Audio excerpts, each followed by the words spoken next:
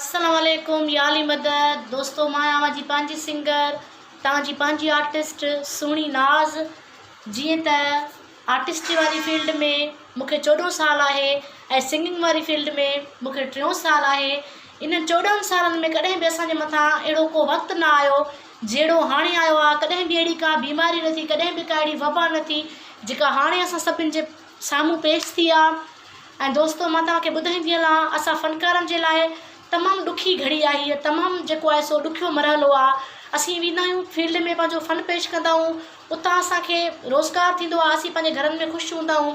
बल्कि 3 महीनो आहे त असांजो सभु कुझु बंदि लॻो पियो आहे, कारोबार बंदि लॻो पियो आहे। ऐं इन 3 महीननि में असांजी कंहिं बि सार नाहे लधी त तव्हां कहिड़े हाल में आहियो, तव्हांजा छा हाल अहिवाल आहिनि, या फ़ोन ते को राब्तो कंहिं बि कुझु बि कोन कयो आहे। ऐं उनखां पोइ असांजो फ़नकारी जेको आहे सो पैकेज हलियो, रिलीफ हलियो, उन्हनि में उन लिस्ट में बि मुंहिंजो नालो कोन हुयो। तमामु अफ़सोस जहिड़ी ॻाल्हि आहे त आर्ट काउंसिल ऑफ पाकिस्तान में फ़नकारनि जी लिस्ट ठहियूं आहिनि, फ़नकारनि जा नाला हलिया आहिनि, उन्हनि में मुंहिंजो को बि नालो न हुयो।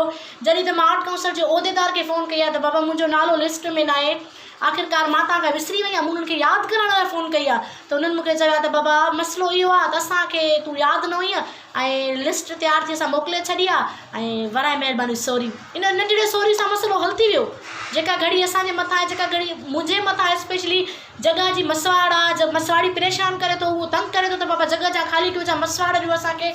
मां तव्हांजे कहिड़ो बयानु कयां त केतिरे ॾुखे वक़्त खां असां गुज़री रहिया आहियूं, केॾो ॾुखियो मरहलो आहे। बहरहाल आर्ट काउंसिल जो जेको सदर आहिनि, कुर्सियुनि ते वेठा आहिनि, नौकिरियूं आहिनि उन्हनि खे बाक़ाइदा, उन्हनि खे बि उन्हनि पैसनि जी ज़रूरत आहे। असां त पोइ बि ग़रीब आहियूं न, असांखे त अञा घणी ज़रूरत हूंदी न, पर उन्हनि असांजो हक़ु न सम्झो ऐं असांजो नालो न ॾिनो।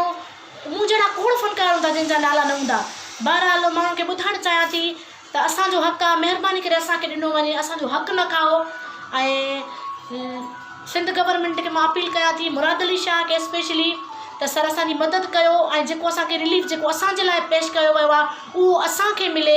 ऐं आर्ट काउंसिल में जॾहिं मूं फ़ोन कई आहे त उन्हनि चयो आहे त बाबा सुञाणींदी मूंखे न था न, कल्ह को इहा मां बिलावल भुट्टो वारनि जा पीपल्स पार्टी वारनि जा टेबला पेश करे आई आहियां, जितां मूंखे 2000 रुपया मिलनि, उतां उन्हनि 10,000 वधा आहिनि। मां उन्हनि सां अरसो रही आहियां, मूंखे सुञाणनि नथा।